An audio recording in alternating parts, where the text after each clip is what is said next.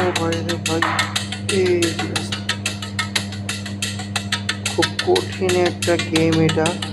এই পড়ে যাইতাম আর একটু হলে। সম্ভবত পাশ দিয়ে এই ফাঁদটা বানানো হয়েছে।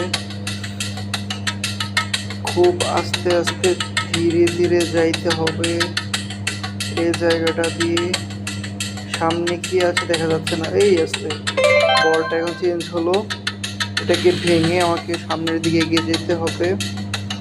বাইরে ভাই এই হাতুড়িটা পিছনে পিছনে থাকতে হবে, না হয় আমাকে।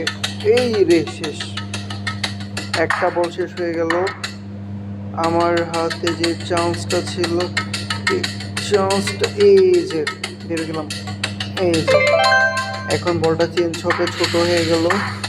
এর ভিতর দিয়ে আমাকে যেতে হবে। এই শিট, আবার আরেকটা চান্স।